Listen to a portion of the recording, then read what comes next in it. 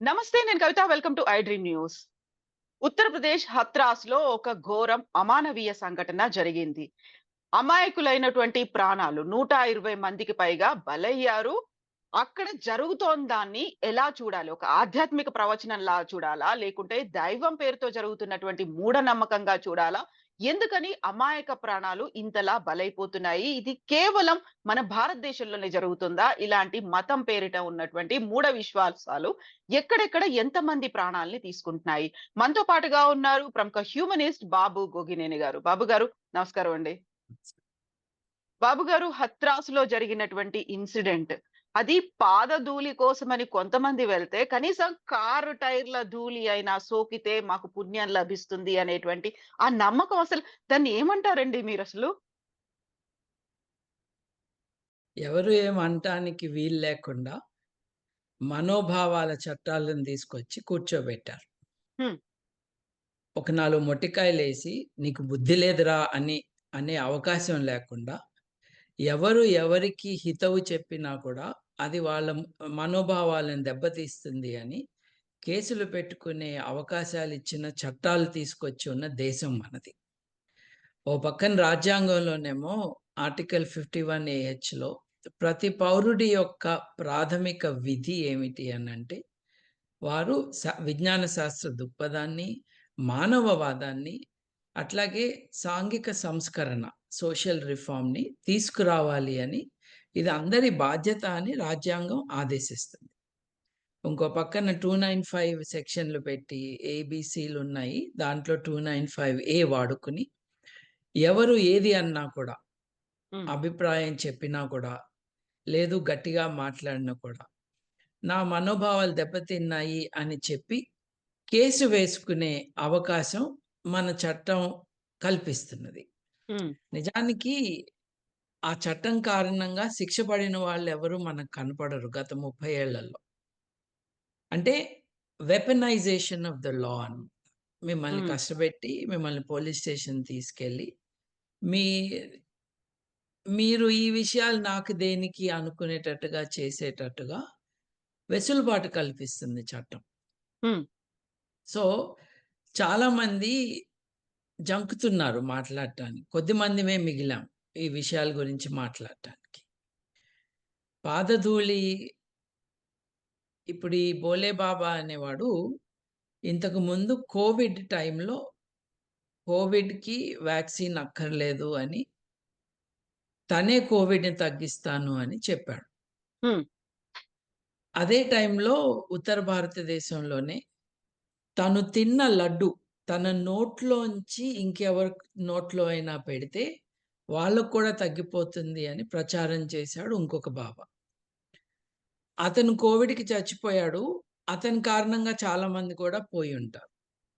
మనకి లెక్కలు లేవన్. అవును. ఆ! ఇప్పుడు తమిళనాడులో మాస్ గ్యాదరింగ్‌లు పెట్టుకున్నారు కోవిడ్ టైంలో. హ్మ్. మీరందరూ మీడియాలో ముద్దుగా జగ్గి వాసుదేవ్ బాబా అని పిలుచుకుంటారు. హ్మ్. జగదీష్ వాసుదేవ్ అనే ఆయన్ని. అతను శివరాత్రి టైంలో ఒక పెద్ద స్ప్రెడర్ ఈవెంట్‌ని ఆర్గనైజ్ చేశాడు. చేసి ఆయన గిల్లుతాడు, గిచ్చుతాడు కొంతమంది సినిమా వాళ్ళని. ఆళ్ళని గూడా పిలుచుకున్నాడు. ఇప్పుడు ఈ సమంతాలు, పాటలు పాడే మంగ్లీలు వీళ్ళందరూ పోయి అక్కడ కూర్చున్నారు. అక్కడ పాటలు పాడి ఆయనతో గంతులేశారు. ఏం చెప్తుంది మనకిదంతా? హ్మ్. మనకి ఏం చెప్తుంది అనంటే, మతం పేరుతో బాబా అన్న పేరేదైనా పెట్టుకుంటేనో, ఒక ఆధ్యాత్మిక గురు అన్న పేరు గాని పెట్టుకుంటే, ఏదైనా చెల్లుతుంది ఈ దేశంలో అని. ఓ పక్కన చట్టాన్ని హితవు చెప్పే వాళ్ళకి వ్యతిరేకంగా వాడుకునే వెసులుబాటు.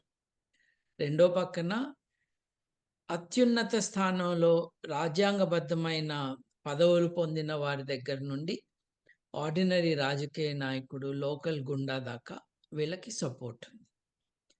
ఇప్పుడు హత్రాస్‌లో 2.5 లక్షల మంది గ్యాదర్ అయ్యారనంటే, హ్మ్. అంటే 80,000 మందికే పర్మిషన్ ఉంది. 2.5 లక్షలు ఎందుకొచ్చారన్నది వేరే చర్చ. అవును.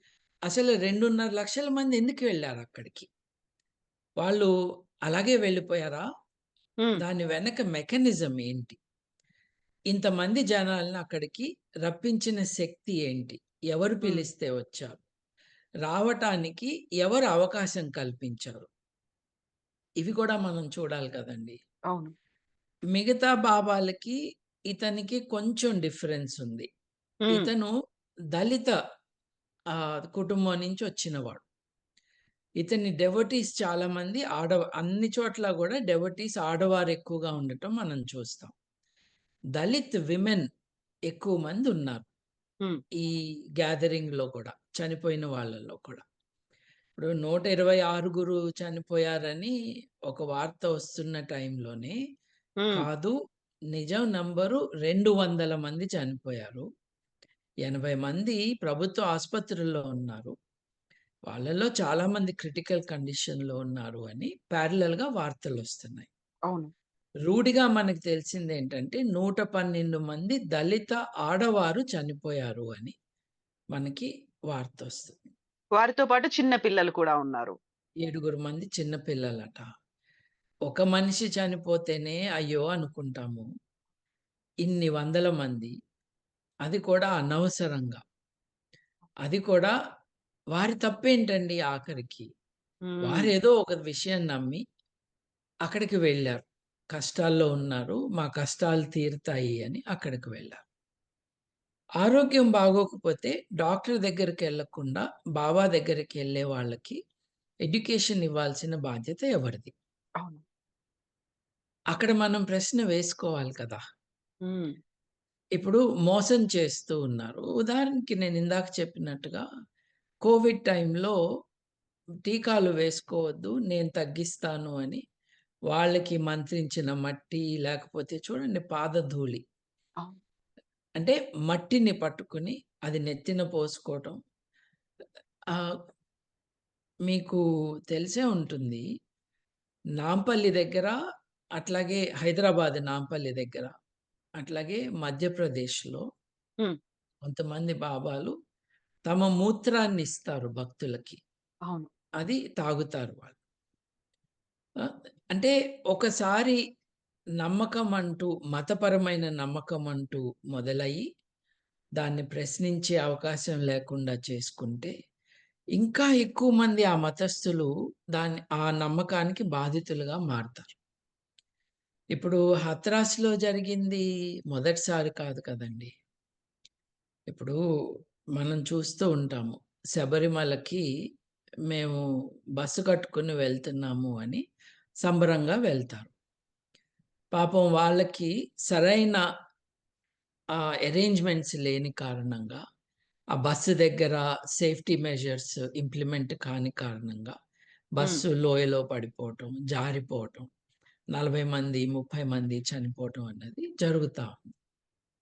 ఇప్పుడు మతి లేని వాళ్ళు, మానసిక రోగులు కొంతమంది ఇలా చనిపోతే, కరెక్ట్ టైంలో చనిపోయారు. వాళ్ళకి హ్మ్. చాలా అదృష్టం. దేవుడి సన్నిధిలో చచ్చిపోయారు అని చెప్తారు.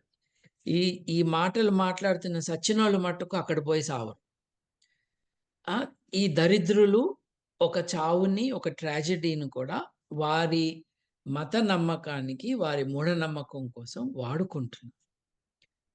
ఈ క్రమంలో చూడండి 2008లో అనుకుంటా 250 మంది చనిపోయారండి. ఒకళ్ళు కాదు, ఇద్దరు కాదు. అవును. 250 మంది. రాజస్థాన్‌లో చాముండగర్ టెంపుల్‌లో చనిపోయారు. అయ్యో! అంతమంది చనిపోయారు. ఇది జరగకూడదు అనే ఆలోచన ఎవరికీ రాదు. అప్పటికే 5 ఏళ్లకు పూర్వం 265 మంది చనిపోయారు. ఈ మందారాదేవి టెంపుల్ మహారాష్ట్రలో. మెట్లు స్లిప్పరీగా ఉంటే, ఆ స్లిప్పరీ మెట్ల మీదగా జారటం. ఒకసారి జారితే తొక్కిసలాట, ఒకళ్ళ మీద ఒకళ్ళు పడటం, ఆ బరువు, ఊపిరి ఆడకపోవటం ఇది జరుగుతా ఉంటుందండి. మనకు తెలుసు కదా! 2013లో రతన్‌గఢ్ మధ్యప్రదేశ్‌లో ఒక 115 మంది చనిపోయారు. చనిపోతానే ఉంటారండి. మతం ఒక కారణం, ఒక అట్రాక్షన్. హ్మ్. కానీ కేవలం మతమే కాదండి. నేను చిన్నగా ఉన్నప్పుడు కుతుబ్ మినార్‌లో ఆ టవర్ ఎక్కుతా ఉంటే చిన్న పిల్లలు స్కూల్ హ్మ్. ఆహ్, ఇది ఎక్స్‌కర్షన్ యాక్టివిటీగా వెళ్ళి, ఆ కుతుబ్ మినార్ మెట్లెక్కుతూ ఉండగా, ఎవరికో ఒక చిన్న పిల్లవాడికి కనపడకపోవటం, ఆ పిల్లవాడు జారటం, మిగతా వాళ్ళు జారటం. ఇఫ్ ఐ రిమెంబర్ రైట్ దాదాపు 90 మంది చిన్న పిల్లలు చనిపోయారు. ఓకే. హ్మ్. దాంట్లో మతం లేదుగా. అవును. ఆ! సో, 2 యాస్పెక్ట్స్ ఉన్నాయండి. ఇప్పుడు మిమ్మల్ని అట్రాక్ట్ చేస్తున్నదెవరు? ఏ హ్మ్. కారణంగా మీరు వెళ్తున్నారు అన్నది ఒక యాస్పెక్ట్ అండి. మీరక్కడికి వెళ్ళినాక మీకు సెక్యూర్ అరేంజ్‌మెంట్స్ ఉన్నాయా? లేవా? అన్నది అవును. రెండో యాస్పెక్ట్ అండి. ఈ రెండో యాస్పెక్ట్‌లో మటుకు భారతదేశం కంప్లీట్ ఫెయిల్యూర్. ఇప్పుడు మొదటిది ఇది గాకపోతే మ్యూజిక్ షోకెళ్తారు. ఇది గాకపోతే పిక్నిక్‌కెళ్తారు. ఇప్పుడు మనం అప్పుడు హిమాచల్ ప్రదేశ్‌లో తెలుగు పిల్లవాళ్ళే పంజాబ్, హిమాచల్ ఏరియాలో అవును. అవును. అదే ఇంజినీరింగ్ కాలేజ్ పిల్లలు. ఎక్కువ ఒకేసారి నీళ్లు లేని ఆ! అవును. ఎ ఎక్కువ నీళ్లు లేవు అన్న ప్లేస్‌కెళ్ళి ఫోటోలు, సెల్ఫీలు దిగుతా ఉంటే, అక్కడెక్కడో డ్యామ్‌లో వార్నింగ్ లేకుండా నీళ్లు రిలీజ్ చేయటం. అది వీళ్ళని క్యాప్చర్ చేసేయటం. They they got washed out. Very రీసెంట్‌గా అంతెందుకండి కూడా ఎగ్జాక్ట్‌లీ. గుజరాత్‌లో గేమింగ్ జోన్‌లో జరిగినటువంటి ఫైర్ యాక్సిడెంట్ అనేది కూడా. 1 అని, 2 అని కాదండి. అవును. ఇప్పుడు నేను మీకు చెప్పినవి లార్జ్ స్కేల్‌వి. ఏది 265 మంది, 200 మంది, 112 మంది ఇవి మట్టుకు అడిక్వేట్‌గా ఇన్వెస్టిగేట్ కాకపోవటానికి కారణం మతమే. నేను చెప్పాను చూడండి. ఆ చనిపోవటం మంచిదే. ఆ! హ్మ్. వాళ్ళకి, వాళ్ళకి మంచి జరుగుతుంది అని చెప్పే వెధవలు మాట్లాడటం కానీ, ఈ దరిద్రులు ఈ రిలిజియస్ ఇన్‌స్టిట్యూషన్ మీద ఎటువంటి సీరియస్ డ్యామేజింగ్ అలిగేషన్ రాకుండా కాపాడాలని ప్రయత్నం చేసేవాళ్ళు తప్పకుండా ఉన్నారండి. మనం లాస్ట్ వీక్ అనుకుంటా లోనావల దగ్గర ఒక కుటుంబం హ్మ్. క నీళ్ళెక్కువగా లేని చోట నుంచుని ఉన్నారు. సడెన్‌గా డ్యామ్ రిలీజ్ అయింది వాటర్. అవును. కొట్టుకుపోయారు అది కుటుంబం మొత్తం కొట్టుకుపోయారు. చిన్న పిల్లలు, పెద్దవాళ్ళు. అవును. హెల్ప్ చేయాలని చాలా ట్రై చేశారు మిగతా వాళ్ళు. It was not possible. నేనండి దాదాపు 10 ఏళ్ల పాటు హ్మ్. హైదరాబాద్‌లో ఈ ఫ్రెంచ్ కల్చరల్ ఇన్‌స్టిట్యూట్‌లో వేరియస్ పొజిషన్స్ నేను నిర్వర్తించాను రెస్పాన్సిబిలిటీస్. హ్మ్. For a long time I was in charge of it's cultural activities. హ్మ్. మాకు ఫ్రాన్స్ నుంచి నాటకాలు గానీ, ఆహ్, హై క్వాలిటీ మ్యూజికల్స్ కానీ, డాన్స్ షోస్ కానీ చేయటానికి ఆర్టిస్టులు వచ్చేవారు. ఓకే. ఇది ఇండియా, ఫ్రాన్స్ కల్చరల్ ఎక్స్‌చేంజ్ ప్రోగ్రామ్‌లో భాగంగా. హ్మ్. వచ్చినప్పుడు నన్ను ఇన్‌చార్జ్‌గా చేశారు. ఆహ్, నాకేమి అనుభవం ఏం లేదు. నేనింకా కాలేజ్ పిల్లవాడినే అప్పుడు. హ్మ్. సో, మా డైరెక్టర్ నాకు ట్రైనింగ్ ఇప్పించారు. ఆయన అంటే వి ఆర్ టాకింగ్ లేట్ 1980స్, ఎర్లీ 1990స్. హ్మ్. అప్పుడు opportunity to go to a international event was limited in Hyderabad. Okay. ఒక్క రవీంద్ర భారతిలో అప్పుడు 1200 సీట్లు అనుకుంటా. ఇప్పుడు 1000 ఉన్నట్టున్నాయి. 1200 మంది అక్కడ వచ్చి చూడవచ్చు ఆ షోని. పార్టిసిపేట్ చేయొచ్చు, ఎంజాయ్ చేయవచ్చు. అంటే ఒక 1400 ఇన్విటేషన్స్ వరకు మనం ఇష్యూ చేయొచ్చు. హ్మ్. Small percentage of people don't come అని. అవును. ఎట్లా అయితే ఎయిర్‌లైన్స్‌ని ఓవర్ బుక్ చేస్తారో, అవును. ఈ హాల్‌లో ఉన్న టికెట్ల కంటే కొన్ని ఎక్కువ ఇస్తారు. హ్మ్. సో, నేను మా డైరెక్టర్ ఫ్రెడరిక్ మిషెల్ గారితో ఇన్ని టికెట్స్ ప్రింట్ చేద్దాము. బ్రిటిష్ లైబ్రరీలో ఇన్ని పెడదాము. మన దగ్గర ఇన్ని పెడదాము. జర్మన్ కల్చరల్ సెంటర్‌లో అప్పుడు మాక్స్ ముల్లర్ భవన్ అనేవాళ్ళు. అక్కడ ఇన్ని పెడదాం. సీఫిల్‌లో ఇన్ని అని ఇలా మాట్లాడుతూ ఉంటే, అది గాదు ఆలోచించాల్సింది అన్నాడు. హ్మ్. అంటే నేను ఆయనెంక చూస్తున్నాను. నాకు 19 ఏళ్లుంటాయేమో అప్పుడంతే. ఆహ్, ఆయన ఈ 1200 మంది హాల్‌లోకి ఎలా వెళ్తారు? అది మనం ఆలోచించాలి. హ్మ్. టికెట్లు ఎంతమందికి ఇస్తాము, ఎలా ఇస్తాము కాదు.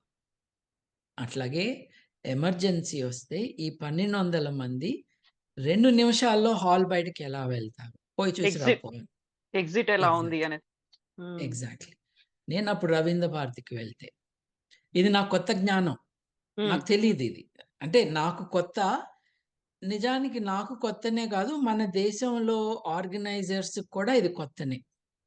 నేను రవీంద్ర భారతికి వెళ్తే, అక్కడ అన్ని ఎగ్జిట్ డోర్స్ బయట ఇసుక బస్తాలున్నాయి. హ్మ్. డోర్ ఓపెన్ చేసే అవకాశం లేకుండా. సో, ఫస్ట్ అవన్నీ ఓపెన్ చేయించి, ఫ్రీ యాక్సెస్ పెట్టించి, నాకొక 15 మంది వాలంటీర్స్ టీమ్ ఉండేది. నేనేం నేర్చుకున్నానో వాళ్ళకి ట్రైనింగ్ ఇచ్చాను. మా director actually he is a teacher hmm. In this position. అంటే టీచర్‌లకు కూడా ఈ విషయాల గురించి అవగాహన కల్పిస్తారు వాళ్ళ దేశాల్లో. అవును. మన దగ్గర లేవు. మన దగ్గర 5,00,000, 10,00,000 మందిని పొలిటికల్ ర్యాలీస్‌కి కూడా తీసుకొస్తారు. సేఫ్టీ ఫీచర్స్ ఉండవు. నేను చిన్నప్పుడు స్కౌట్స్‌లో ఉన్నప్పుడు మాకు ఇండిపెండెన్స్ డే సెలబ్రేషన్ అని, రిపబ్లిక్ డే సెలబ్రేషన్ అని, ఈ చిన్న హ్మ్. పిల్లలందరిని మా అందరికీ కూడా క్రౌడొస్తే మీరెలా హ్యాండిల్ చేయాలి అని మాకొక ఈలెయటం నేర్పించి, ఒక టోపీ పెట్టించి, ఒక రెస్పాన్సిబిలిటీ ఇచ్చేవాళ్ళు. హ్మ్. హ్మ్. స్కూలు పిల్లలకి 40 ఏళ్ల క్రితం రెస్పాన్సిబిలిటీస్ ఇచ్చారే! ఈరోజు ఎందుకు లేవు అట్లాంటియి? ఒక 2,00,000 మందో, 2,50,000 మందో చోటకొస్తే, hmm. What are the emergency exit plans అని అడగాలి. దానికి ఆ వెసులుబాటు కల్పించాలి. ఇప్పుడిక్కడ ఈ క్రష్ ఆఫ్ పీపుల్ ఎందుకు జరిగిందంటే, ఈ 2,50,000 మందికి ఒకటే ఎగ్జిట్ పాయింట్ ఉంది. ఆ ఎగ్జిట్ పాయింట్ నుండే అతని పాదధూళిని సేకరించటం, లేకపోతే అతని కారు వెళ్ళిన టైరు తిరిగిన ఆ భూమిని వాళ్ళు తీసుకొని, ఆ మట్టిని తీసుకొని ఇంటికి తీసుకువెళ్ళాలి. నీళ్ళలో కలుపుకొని తాగుతారు. నెత్తిన వేసుకుంటారు. It's a combination of things అండి. అవును. It's a combination of strange, backward, extraordinarily stupid beliefs, all masked as religion. హ్మ్. ఎవరు ప్రశ్నించడానికి వీలు లేకుండా. దీన్నించి ఎక్స్‌ప్లాయిట్ చేసే ఒక సిస్టమ్. హ్మ్. ఈ వచ్చిన వాళ్ళందరి దగ్గర నుంచి డబ్బులు తీసుకునే వ్యవస్థ. ఆ రోజుకి ఆ రోజే తీసుకోవాలని లేదు. ఒకసారి వాళ్ళ జీవితాలు వాళ్ళు వీళ్ళ కాళ్ళ దగ్గర పణంగా పెట్టేసినాక, ఇవాళ గాకపోతే రేపు వాళ్ళ నుంచి డబ్బులు వసూలు జేసుకుంటారు. మళ్ళీ లైంగికంగా వేధించటం అన్నది అవును. ఆడవారికి, అందరికీ కాకపోయినా చాలా మందికి జరుగుతా ఉంటుంది. వల్నరబుల్ పీపుల్‌ని ఎక్స్‌ప్లాయిట్ చేయటం అన్నది జరుగుతా ఉంటుందండి. దానికి తోడు ఈ అన్నిటి కారణంగా జనాలక్కడున్నారు. అవును. దానికి తోడు పూర్ ఆర్గనైజేషనల్ స్కిల్స్. మేము కంట్రీ క్లబ్‌లో 6,000 మందికో, 7,000 మందికో ఒక కాన్సర్ట్, రాక్ హ్మ్. కాన్సర్ట్ అరేంజ్ చేసామండి. విత్ ఫ్రెంచ్ విజిటర్స్ అండ్ హ్మ్. లోకల్‌గా కొంతమంది ఆర్టిస్ట్స్. ఆ విజిటింగ్ ఆర్టిస్ట్స్, లోకల్ ఆర్టిస్ట్స్. ఈ 7,000 మందికి హ్మ్. మేము కనీసంలో కనీసం 70 మంది వాలంటీర్స్‌ని పెట్టామండి. అంటే అన్నేళ్ల క్రితం కాబట్టి I can't tell you an exact number. కానీ మా స్టూడెంట్స్ గాని, నా రెగ్యులర్ వాలంటీర్స్ కానీ దాదాపు 70 మంది ఉన్నారండి. హ్మ్. వాళ్ళందరితో డ్రై రొటీన్ డ్రిల్ అన్నమాట. ఇటు నుంచొస్తే ఏం చేస్తాం? ఇటు నుంచొస్తే ఏం చేస్తామని మేము untrained people with a practical approach to things. ఇంతమందొస్తే మనం ఎలా హ్యాండిల్ చేయాలి? హ్మ్. ఏంటండి 7,000 మందొస్తే మాకు 70 మంది వాలంటీర్లుంటే 80,000 మందిని వాళ్ళు షెడ్యూల్ చేసుకున్నారు. వాళ్ళ అరేంజ్‌మెంట్స్. దానికి పోలీసులు 40 మందండి. ఆ! 2,50,000 మందికి ఇంకెంతమంది ఉండుండాల్సింది. ఆ పోలీసులు కూడా వీఐపీ సెక్యూరిటీ కోసం వచ్చిన వాళ్ళే అధికంగా ఉంటారందులో. ఇప్పుడు ఈ మధ్య మనం చూసిన న్యూస్ ఏంటంటే, ఒక ముఖ్యమంత్రి గారికి 990 మంది సెక్యూరిటీ ఉన్నారు అని. ఒక్క మనిషికి. 2.5 లక్షల మందికి ఎంతున్నారండి? 40 మంది. అది గూడా మీరన్నట్టుగా అటువంటి పోలీసులు. ఇట్స్ అన్ ఇంపాసిబుల్ సిట్యుయేషన్ అండి. క్రౌడ్ మేనేజ్‌మెంట్ విషయంలో నేను ఇదే కొంచెం బాధతో but I was also looking at details. Hmm. Details చూస్తేనండి డాక్టర్ ప్రదీప్ కుమార్ అని ఒక ప్రొఫెసర్ గారున్నారు. వారెక్కడ ప్రొఫెసర్ అంటే professor of geology at university of Kerala. Hmm. వారు ఒక రీసెర్చ్ పేపర్ పబ్లిష్ చేశారు. Hmm. Human tragedies during religious festivals yeah! And explorative review of mass gathering emergencies in India. Hmm. కేవలం న్యూస్ పేపర్ రిపోర్ట్సే కాదు. ఈ ట్రాజెడీస్‌ని ఒక సైంటిఫిక్, సోషియోలాజికల్, ఆంథ్రోపోలాజికల్ వ్యూ పాయింట్‌తో స్టడీ చేస్తున్నారు. హ్మ్. వాళ్ళ కన్క్లూజన్ ఏంటంటే, నేషనల్ డిజాస్టర్ రెస్పాన్స్ టీమ్స్ ఏవైతే ఉన్నాయో, వాళ్ళు సరిగ్గా ఏం పని చేయట్లేదని. ఇప్పుడు ఎన్‌సీసీ క్యాడెలు, లేకపోతే స్కౌట్సు, లేకపోతే ఇప్పుడు ఎంతోమంది మనకి ఇన్ఫార్మల్ పోలీసులున్నారు కదండీ! అవును. వాళ్ళందరిని డిప్లాయ్ చేయాలి గదా! లార్జ్ స్కేల్ క్రౌడ్స్‌ని ఎట్లా హ్యాండిల్ చేయాలని. అది జరగలేదండి. మీరు బిగినింగ్‌లో నన్ను ఇది భారతదేశంలోనేనా అని అడిగారు. ఎగ్జాక్ట్‌లీ బాబు ఇంత గారు. ఇప్పుడు పెద్ద ట్రాజెడీ ఆ! భారతదేశంలోనే. కానీ చూడండి క్రౌడ్‌కి కరెక్ట్ ఫెసిలిటీస్ లేని కారణంగా హ్మ్. మొన్ననే గదా! ఈద్ జరిగింది సౌదీ అరేబియాలో. 51 డిగ్రీల సెంటీగ్రేడు 500 మంది నుంచి 1000 మంది మధ్యలో చనిపోయారు. అవును. తొక్కిసలాట కాదండి. కేవలం నీరు లేక, వారికి ప్రాపర్ ఫెసిలిటీసు, షెల్టరు, షేడు లేని కారణంగా అంతమంది చనిపోయారు. హ్మ్. బాబు గారు, ఇప్పుడు మీరు, నేను ఇలా మాట్లాడుకుంటున్నామంటే కేవలం భారతదేశంలో జరిగిన వాటి గురించి, అందులో కేవలం హిందూ మతానికి సంబంధించి జరుగుతున్నటువంటి కార్యక్రమాల మీదనే మాట్లాడుకుంటున్నారు అనేటువంటి కామెంట్ కంపల్సరీగా వస్తుంది. ఓవరాల్‌గా ఇలాంటి ఇన్సిడెంట్స్ ఇంకెక్కడా జరగలేదా? ఏ మతంలోనూ ఇంకేది జరగలేదా? అనే ఒక క్వెషన్ ఉంటుంది కదా! ఉండుండొచ్చు. అది వాళ్ళు వెతుక్కోవాలి. హ్మ్. ఇప్పుడు ఈ మానసిక రోగులకి నేను సమాధానం చెప్పే ఉద్దేశ్యం నాకు లేదు. హ్మ్. ఇప్పుడు ఇది ఈ వికృత మనస్తత్వం గూడా ఒకసారి మనం దగ్గరగా చూడాలండి. హిందువుల పండగల్లో జరుగుతున్న ట్రాజెడీల గురించి మాట్లాడుతున్నారు. ఏం మాట్లాడుతున్నారు ఈ మాటలు చెప్పిన వాళ్ళు? ఇలా జరగకుండా చూసుకోవాలి. దీనికి క్రౌడ్ మేనేజ్‌మెంట్ ఉండాలి. మీరు మోసపోవద్దు, నష్టపోవద్దు అని చెప్తున్నారు. ఈ చెప్తున్నప్పుడు నా మంచి కోరి ఎవరో చెప్తూ ఉంటే, "నువ్వు హ్మ్. వాళ్ళ గురించి ఎందుకు మాట్లాడలేదు? వీళ్ళ గురించి ఎందుకు మాట్లాడలేదు?" అని అడిగిన వాళ్ళకి మనం సమాధానం చెప్పాల్సిన అవసరం ఉందా? ఇప్పుడు మానసిక రోగుల్ని డాక్టర్ల దగ్గర పంపియాలి.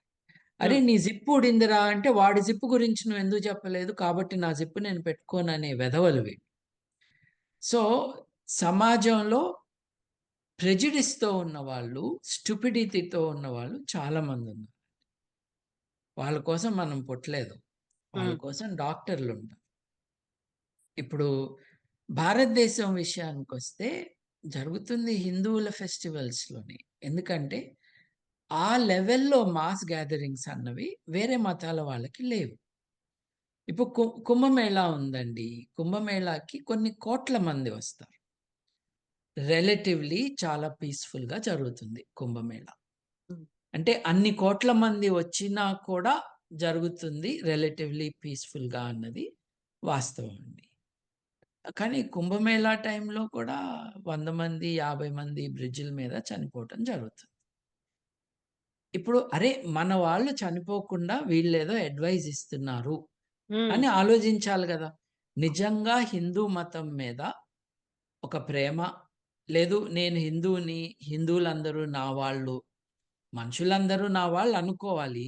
సరే హిందువులందరూ నా వాళ్ళు అనుకుంటున్న వాళ్ళు, మన హిందువులకి ఏమీ జరగకుండా ఉండాలని ఈళ్ళు చెప్తున్నారు కదా!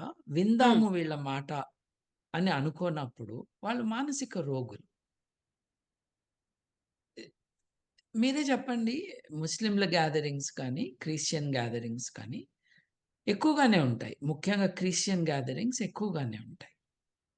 ఎందుకంటే వాళ్ళు కూడా ప్రేయర్ ఆయిల్ మీటింగులు, హ్మ్. లేకపోతే మిరకిల్ హీలింగులు చేయటానికి తీసుకొస్తారు. అక్కడ కూడా 1, 2 సార్లు మనం చూస్తాం దేర్ ఆర్ ప్రాబ్లమ్స్ అని. కానీ నేను మీకిందాక లిస్ట్ చెప్పాను చూడండి. 112 మంది, 265 మంది, 200 మంది, 36 మంది, లేకపోతే 50 మంది. ఇది ఆ లెవెల్‌లో వేరే రిలిజియస్ గ్యాదరింగ్స్‌లో జరగట్లేదు. హ్మ్. జరుగుతుంటే అది గూడా చెప్పాలి. చెప్పటమే కాదు, అది ఆపాలి అలా జరగకుండా. హ్మ్. అది ఆ మతస్థులే చేయాలనేం లేదు. సాటి మనుషులు దెబ్బతింటుంటే ఏ రకంగా స్పందించాలి అన్నది మనుషులకి చెప్పాల్సిన అవసరం ఉండదు. ఇట్లా స్పందిస్తున్న వాళ్ళు మనుషులు కాదు. హ్మ్. మా మతం, మా మతం చెప్తారా? నీ మతంకే చెప్తారా నేను? అయితే ఏంటిప్పుడు? దూషించానా? తిట్టానా? హేళన చేశానా? నష్టపోవద్దు అని చెప్తున్నా. నా మాత్రం బుద్ధి లేదు నీకు? మంచి కోసం చెప్తున్న వాడితో దెబ్బలాడుతూ, నువ్వు చెడుని గూడా ఆపకపోతే, అసలు నిన్ను జైల్‌లో పెట్టాలి. మంచిని ఆపుతున్నవాడిని. ఇది హేట్ మాంగరింగ్ అంట. హ్మ్. ఈ విద్వేషాన్ని ఎక్కువ చేసి, దాన్నించి రాజకీయ ప్రయోజనాలు పొందటానికి చేస్తున్న ప్రయత్నాలివి. We need not take them more seriously than mental illness needs to be taken seriously. హ్మ్. అండ్ డాక్టర్‌లే ఇది చూడాల్సింది. సో, ఇంత పెద్ద ఎత్తున జరుగుతోంది. అది ఏళ్ల ఏళ్ల తరబడి కొనసాగుతూనే ఉంది. కేవలం మతం కోసం, మతం కోణం అనేది చూడకుండా మూఢనమ్మకాలు ఇప్పుడు ఏదైతే మట్టి కోసం అనేది ఎదురు చూసి, ఆ పాద ధూళి కావాలి, అట్‌లీస్ట్ టైర్స్ ధూళి అయినా కావాలి అని అలా చూస్తున్నప్పుడు అక్కడ ఎడ్యుకేట్ చేయాల్సిన అవసరం ఉంది కదా! ఇప్పుడు మనం ఏదో ఒక పార్టీకి సంబంధం ఉందో, లేకుంటే ఏదో ఒక వర్గానికి సంబంధించిందో అని కాదిది. అందరిని ఎడ్యుకేట్ చేయాల్సినటువంటి అవసరం ఉంది. ఒక అక్కడున్నటువంటి ప్రీచర్ ఏదైనా ఒక మీటింగ్ పెట్టాడు అంటే, ఆబ్వియస్‌గా పొలిటీషియన్స్ వెళ్ళడం, లేకుంటే అక్కడున్నటువంటి ఎమ్మెల్యే, ఎంపీ వెళ్ళడం అనేది కూడా చాలా ఎక్కువగా కనిపిస్తోంది. వాళ్ళు పెట్టిన దానికి మేము వెళ్ళకపోతే ఆ వర్గమంతా మాకు దూరమైపోతుందేమో అనేటువంటి ఈ రకమైనటువంటి ఆలోచన ఈ మధ్య కాలంలో ఇంకా ఎక్కువ కనిపిస్తోంది. ఎవరిని ఎడ్యుకేట్ చేయాల్సిన అవసరం ఉందంటారు మీరు? మీరిప్పుడు చెప్పిన వాళ్ళందరినీ చేయాలండి. ఆ! ప్రభుత్వోద్యోగుల దగ్గర నుండి టీచర్ల దాకా. Elected officials at the lowest level of the hierarchy నుండి ప్రధానమంత్రుల దాకా హ్మ్. అందరినీ కూడా మూఢనమ్మకాలని మీరు ప్రచారం చేయకూడదు. దానివల్ల నష్టం సమాజానికి జరుగుతది. మీకు జరుగుతది. హ్మ్. ప్రజాస్వామ్యానికి కూడా నష్టం జరుగుతది అని చెప్పగలిగిన వాళ్ళు తక్కువైపోతున్నారు. ఇప్పుడు మీరు అన్నారు కదండీ పాదధూళి అని. నేనో హ్మ్. ప్రశ్న వేస్తా. హ్మ్. ఇప్పుడు ఆవు పేడని వేయించి, లేదు మంట పెట్టి, మిగిలిపోయిన మాడిపోయిన పేడని పౌడర్ చేసి, దాన్ని పూసుకుంటారు గదండీ! దాన్నేమంటారండి? ఇప్పుడు ఆవు పేడని వేయించి, కాల్చి, అది మాడిపోయినాక దాన్ని పొడి చేసి, దాని చుట్టూ ఓ మంత్రం చదివి, మొఖానికి పూసుకుంటారండి. దాన్నేమంటారు మీకు తెలుసు గదా! విభూతి అని తీసుకుంటారు. కదా! హ్మ్. మరి కాల్చివేసిన బూడిద అయిపోయిన ఆవు పేడకి ప్రత్యేక శక్తులుంటే, మట్టికెందుకు ఉండకూడదండి? హ్మ్. అట్లాగే పసుపు తీసుకొచ్చి, పసుపుకి ప్రత్యేక ఆరోగ్యపరమైన లక్షణాలున్నాయి. అంతేకాకుండా పసుపు శుభం చేస్తుంది అని రాసుకుంటారు కదండీ! ఇప్పుడు ఇదే పసుపు మేము రైతులం, నేను రైతు కుటుంబం నుంచొచ్చాను. మా నాన్నగారు, నేను పసుపు కూడా పండించాం. పసుపు మొక్కకి తెగులు రాదా? హ్మ్. పసుపుని మీరు గోదాములో పెడితే దానికి పురుగులు చేరవా? యాంటీసెప్టిక్ అంటున్నావే నువ్వు. పసుపుకే ఈ పురుగులు పడుతున్నాయన్న విషయం నీకు తెలీదు. ఎందుకంటే నువ్వు సిటీలో పెరిగావు. లేదు నీకంత తెలివి లేదు. నీకంత విషయాలు తెలీదు. పసుపుకి ప్రత్యేక శక్తులిస్తున్నారు కదండీ! ఇప్పుడు తాయెత్తు కట్టుకోని వ్యక్తి లేడు ఈరోజు. హ్మ్. ఏ మతంలో అయినా సరే మీరు తాయెత్తులు కట్టుకొని తిరుగుతున్న వాళ్ళనే చూస్తాం. తాయెత్తు సెంటిమెంటల్ రీజన్స్‌కి కట్టుకుంటున్నానని ఒకళ్ళిద్దరు చెప్పినా, దాదాపు అందరూ కూడా తావీజు కట్టుకునేది దాని నుంచి ఏదో మంచి జరగాలని, లేకపోతే కేసీఆర్ లాంటి మూఢనమ్మకాల ప్రచారాలు చేసేవాళ్ళు ఇక్కడ దస్త్ర కట్టుకొని ముస్లిం ఆచారం ప్రకారం అది కట్టుకొని తిరగటం.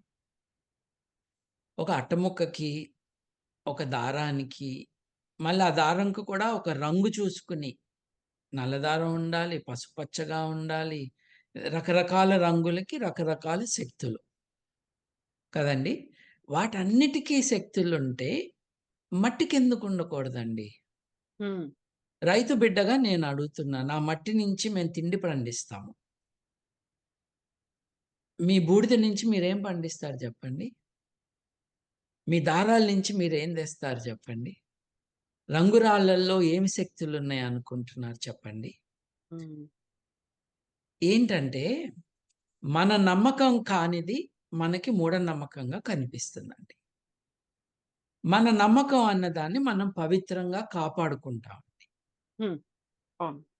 వీటన్నిటికి బేసిస్ ఏంటి? చేతబడికున్న బేసిసే. ఇప్పుడు చేతబడికి ఇప్పటిదాకా మనం మాట్లాడుకున్న వాటికి పెద్ద తేడా ఏం లేదు. గుడ్డు, మిరపకాయ, నిమ్మకాయలో వాళ్ళేం జూస్తున్నారో, మీరు కొబ్బరికాయ కొట్టి ఏం జేస్తున్నారు? పసుపు పెట్టి ఏం జేస్తున్నారు? ఒకసారి హ్మ్. ఆలోచించుకో. హ్మ్. వీటి వెనక ఉన్నదేమిటి? హ్మ్. వీటి వెనక ఉన్నదేంటంటే, ఒక నంబర్‌కి, ఒక రంగుకి, హ్మ్. ఒక వస్తువుకి ప్రత్యేకమైన శక్తులుంటాయి అని, ఆ శక్తులని ఆ పదార్థానికి ఆపాదించి, హ్మ్. ఆ పదార్థం కారణంగా నిత్య జీవితంలో మనం చేసుకుంటున్న విషయాలలో సక్సెస్ గాని, నష్టం గాని వచ్చే ఆస్కారం ఉంటుంది అని నమ్మటం. హ్మ్. ఈ నమ్మకాన్ని మనం అడ్రెస్ చేయకుండా కొబ్బరికాయ కొట్టటం వరకు ఓకే. హ్మ్. పుచ్చకాయ కొట్టడం దగ్గరే, లేకపోతే గుమ్మడికాయ కొట్టడం దగ్గరే మూఢనమ్మకం మొదలవుతుంది అని అనుకోవటం. అంటే ధైర్యం చేయలేకపోవడం. హ్మ్. వీటన్నిటి వెనక ఉన్న వెనుకబడిన తనం ఏదైతే ఉందో, హ్మ్. ఒక వస్తువుకి ప్రత్యేకమైన శక్తులు. ఒక నంబర్‌కి ప్రత్యేకమైన శక్తులు. ఒక కలర్‌కి కొన్ని రకాల శక్తులు. వీటిని ఆపాదించటం. మనకు నచ్చని వాటిల్ని మనం మూఢనమ్మకం అంటాం. హ్మ్. మనం నచ్చిన వాటిల్ని ఇది మతము, ఇది ఎక్కువ మాట్లాడొద్దు. నీకేం జేసింది ఇది నేను నమ్మితే అని ప్రశ్న వేయటం. ఇట్లా ఎదురు రంకెలు వేసిన కారణంగా వాస్తవాలేం మారవు కదండీ! ఇప్పుడు నేను నోట్లో పెట్టుకొని ఎంగిలి చేసిన లడ్డు నీ నోట్లోకి నేను ఊస్తే నీ జబ్బు పోతుంది. నీకు కోవిడ్ రాదు అని చెప్తే నమ్మారు. మధ్యప్రదేశ్‌లో బాబా ఒకడున్నాడు. మన లోక్‌సభ స్పీకర్ జక్కర్ గారెళ్లి తన్నించుకున్నాడు. ఆ బాబా పనేంటంటే తంతాడు వాడంతే. హ్మ్. నాంపల్లి దగ్గర తన మూత్రాన్ని బాటిల్‌లో కట్టేసి ఇవ్వటం. చూడండి ఇది కూడా నమ్మకమే. ఇది కూడా మతమే చాలా మందికి. నువ్వు అనటానికి ఈల్లేదు. అంటే కేస్ పెడతాను. ఇది ఒక సమాజం సాంస్కృతికంగా, విజ్ఞానపరంగా ఆత్మహత్య చేసుకోవటం. ఇప్పుడు నిజంగా మతాన్ని నమ్మేవారు, దేవుడిని నమ్మేవారు, ఆ నమ్మకాన్ని ఉన్నతంగా గూడా పెట్టుకోవచ్చు. హ్మ్. ఇప్పుడు జంతు బలి, బిడ్డని బలిచ్చారు గదండీ! ఆ! 6 ఏళ్ల క్రితము జనవరి 31 తారీఖున ఆహ్, గ్రహణం టైంలో అవును. బిడ్డని హైదరాబాద్‌లో చంపేస్తే హైదరాబాద్‌లో హైదరాబాద్‌లోనే. ఉప్పల్‌లో, అవును. ఉప్పల్‌లో హైటెక్ సిటీకి ఎక్కువ దూరమేం లేదు. హైటెక్ సిటీకి 150 కిలోమీటర్ల దూరంలో ఎన్నో బాణామతి హత్యల్ని మేము ఇన్వెస్టిగేట్ చేశాము. ఎన్నో హత్యల్ని నా మిత్రులు ఆపారు. వీటన్నిటికి కారణం ఎగ్జామిన్ చేయకుండా, ప్రశ్న వేయకుండా కొన్ని రకాల నమ్మకాలు ఉంచుకోవటం. ఆ నమ్మకాల ఆధారంగా ఎంతటి ఘోరాన్నైనా ఎటువంటి నైతిక అడ్డంకులు లేకుండా చేసేయటం. This is a fundamental. Hmm. ఇప్పుడు ఈ ఈ భోలే బాబానో ఏదో ఎవరైతే ఉన్నారో ఈస్ జస్ట్ వన్ ఎగ్జాంపుల్ అండి. అవును. ఒకసారి మన ఆలోచనని ఒకరి కాళ్ళ దగ్గర మనం పెట్టేసినాక, వాళ్ళ చేతిలో మనం కీలుబొమ్మలం. హ్మ్. ఇప్పుడు ఆసారాం బాపు జైల్‌లో ఉన్నాడు కదండీ! అవును. యావజ్జీవ కారాగార శిక్ష విధించారు అతనికి. ఎందుకు విధించారు? అతనెవరో నాకు తెలీదు. నేను హ్మ్. పేపర్‌లలో చూడటమే. హ్మ్. అతను ఒక బాలికని చెరిచాడు అని, లైంగికంగా కొన్ని ఏళ్ల పాటు వేధించాడు అని, పోలీసు విచారణలో తేలి, కోర్టులో ట్రయల్ తర్వాత అతను he is guilty of this. హ్మ్. ఆఫ్ రేప్, ఆఫ్ మర్డర్ అని అతన్ని యావజ్జీవ కారాగార శిక్షకు గురి చేశారు. అతను కోర్టులో ఇది 80 ఏళ్ల చిల్లర వయసులో జైల్లో ఉన్నాడు. అవును. ఆ చిన్న పాప హ్మ్. ఎవరైతే విక్టిమ్ అయ్యారో ఆవిడ తన తల్లిదండ్రులకి చెప్పుకుంది. అవును. వాళ్ళు నమ్మలేదు. నా బిడ్డ తనకింత అన్యాయం జరుగుతుంది అన్నది తెలుసుకోవాలి అన్న ఆలోచన కూడా మనిషికి రాలేదు. మీ విచక్షణని, మీ ఆలోచనని, ఆలోచించే శక్తిని మీరెప్పుడైతే ఇంకొకళ్ళ చేతిలో పెడతారో ఫినిష్. అదిక మీ జీవితం కాదు. వాళ్ళు ఎలా చెప్తే అలా ఆడతారు మీరు. ప్రపంచవ్యాప్తంగా కాథలిక్ చర్చిల్లో కాథలిక్ ప్రీస్ట్‌లు వాళ్ళని పెళ్లి చేసుకోవద్దని వాళ్ళ చర్చ్ చెప్తుంది. ఇప్పుడు ఆకలి ఎలాగో సెక్షువల్ అర్జెస్ కూడా మనిషి శరీరంలో భాగం. అవును. కొంతమంది ఎక్సెప్షనల్లీ కొన్ని మానసిక ఆరోగ్యాల కారణంగా ఆ డిజైర్స్ ఉండకపోవచ్చు. ఫిజియోలాజికల్ ఇబ్బందుల కారణంగా ఆ రెస్పాన్సెస్ ఉండకపోవచ్చు. మామూలు మనుషులందరిలో కూడా లైంగిక వాంఛలుంటాయి. వారిని నువ్వు పెళ్లి చేసుకోవద్దు అని కట్టడి చేసినప్పుడు విపరీతమైన మీన్స్‌లో అవి ఎక్స్‌ప్రెస్ అవుతాయి. ఇప్పుడు కాథలిక్ చర్చుల్లో ఉన్న ప్రీస్టుల్లో చాలామంది ఒకళ్ళు, ఇద్దరు కాదండి. చాలామంది వందల్లో. ఫ్రాన్స్‌లో అయితే వేలల్లో అని ఒక కమిషన్ తేల్చింది. చిన్న పిల్లల్ని అంటే 16 ఏళ్ళు నిండని పిల్లల్ని, 18 ఏళ్ళు నిండని పిల్లల్ని. 16, 18 ఎందుకు అంటున్నానంటే ఏజ్ ఆఫ్ సెక్షువల్ కంటెంట్ దేశం బట్టి మారుతుంది.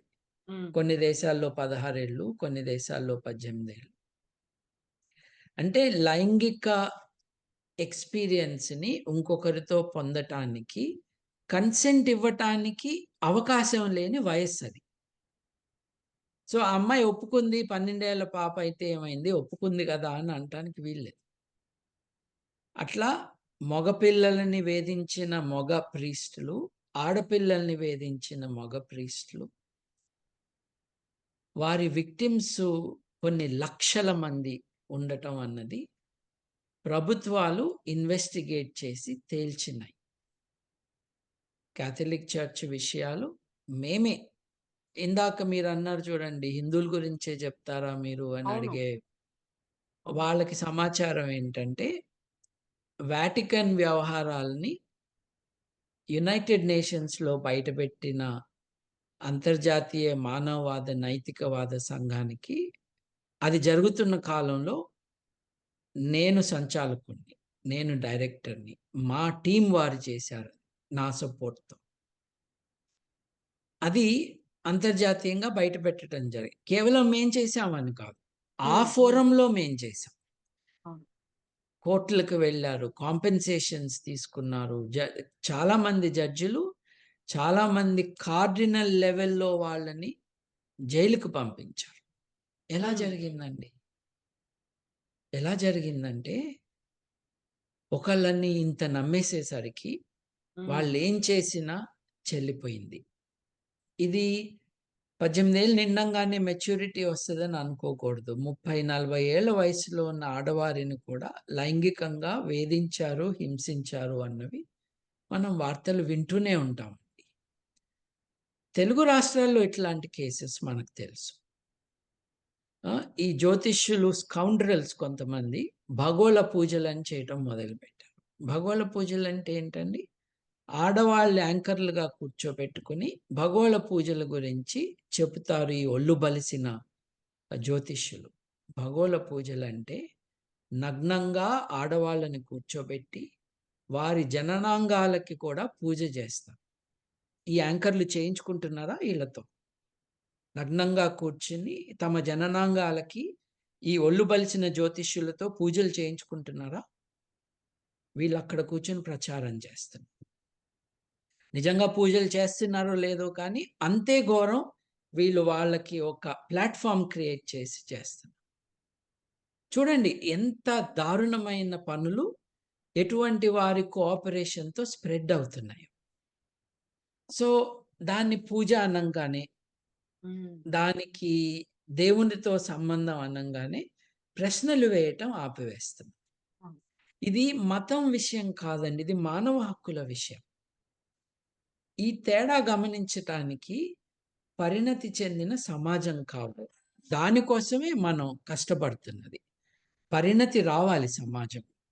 ఏది మతం, ఏది నమ్మకం, ఏది ఆధ్యాత్మికం, ఏది మనల్ని వాటి పేరుతో చేస్తున్న మోసం, ఏది సైన్స్, ఏది మానవ హక్కుల ఉల్లంఘన.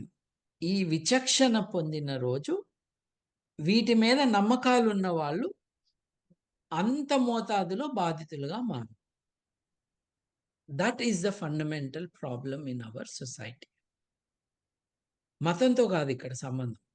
హ్మ్. ఆలోచన విధానం పరిణతి చెందని కారణంగా ఏది చెబితే అది నమ్మేవారు ఉండటం కారణంగా ఇలా జరుగుతుందండి. ఇవాళ కోట్ల కోట్ల రూపాయలు గడిస్తున్న జ్యోతిష్యులు, వాస్తు అన్న అబద్ధం పేరుతో వ్యాపారాలు చేసుకుంటున్న చదువు రాని, ఆర్కిటెక్చర్ తెలియని మనుషులు, కులాల పరంగానే భూమిని డిస్ట్రిబ్యూట్ చేస్తూ ఉన్నవారు. మీకు తెలుసా అండి? వాస్తులో దళితులకొక వాస్తుంటుంది. క్షత్రియులకొక వాస్తుంటుంది. కోమట్లకొక వాస్తుంటుంది. బ్రాహ్మణులకు ఇంకొక వాస్తుంటుంది. సువర్ణ భూమి ఏ కులానికి చెందుతదో మీరే చెప్పాలి. అట్లాగే రాక్షస భూమి ఏ కులానికి చెందుతదో ఈ విజ్ఞులందరూ ఆలోచించుకోవాలి. కారంగా ఉన్న భూమి ఎవరికి చెందుతుంది? తీపిగా ఉన్న అరే! ఈ దరిద్రులు మట్టిని గూడా నోట్లో పెట్టుకొని రుచులు చూస్తున్నారా? తియ్యగా ఉన్న భూమి, కారంగా ఉన్న భూమి కారంగా ఉంటదా? ఇవి చిన్న పిల్లలు గూడా పసిగట్టగలరు దీంట్లో ఉన్న నాన్‌సెన్స్. కానీ లెంపలేసుకో, అట్లా మాట్లాడకూడదు, తప్పు, అట్లాంటి ప్రశ్న వేయకూడదు అని పిల్లల్ని మనం బ్రెయిన్ వాష్ చేసిన కారణంగా పాపం ఈ బిడ్డలు పెద్దయ్యాక దీన్ని నమ్మటం కంటిన్యూ చేస్తారు. వారికి వారుగా ఆలోచించటం చెయ్యరు. సో, హాథ్రాస్‌కి సమాధానం 2 హ్మ్. రకాలుగా ఉందండి. హ్మ్. ఒకటేమో అందరూ లక్షల్లో జనాలు అక్కడికి చేరటం అన్నది ఆశ్చర్యకరం. It's not desirable. Because the reasons for going there are not sensible reasons.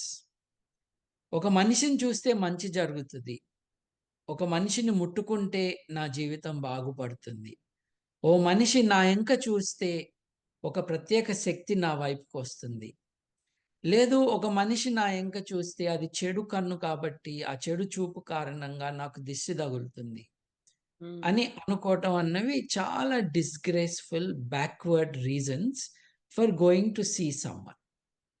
ఇప్పుడు ఆయన ప్రవచనంలో మంచిగా ఎలా ఉండాలో చెప్తున్నాడు అనంటే, హ్మ్. దాంతో నేను ఏకీభవించకపోయినా, ఆ పర్పస్ కోసం వెళ్తున్నారు కాబట్టి I will say it's interesting.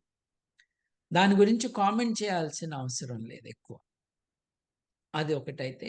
రెండోది ప్రాక్టికల్ క్రౌడ్ మేనేజ్‌మెంట్ టెక్నిక్స్. నేను మీతో అన్నట్టుగా మాకు స్కౌట్స్‌లో ఉన్నప్పుడు మా స్కౌట్స్ టీచర్స్ నేర్పించింది గానీ, హ్మ్. ఎన్‌సీసీ క్యాడేలందరికీ వాళ్ళ ట్రైనింగ్‌లో నేర్పించేది కానీ, పోలీసులకి నేర్పించేది కానీ, ఇవన్నీ కూడా ప్రాక్టికల్‌గా ఇంప్లిమెంట్ కాకపోవు. ఒక డిజాస్టర్ రిలీఫ్ ఫోర్స్‌నే క్రియేట్ చేశారే! హ్మ్. అట్లాంటిది ఈ కుమార్ గారి పేపర్‌నన్నా ఆధారం చేసుకొని, large scale emergencies in religious gathering అన్నది మనం చూస్తున్నాం కాబట్టి, గైడ్‌లైన్స్ ఇష్యూ చేయటం, వాటిని ఇంప్లిమెంట్ చేపియటం.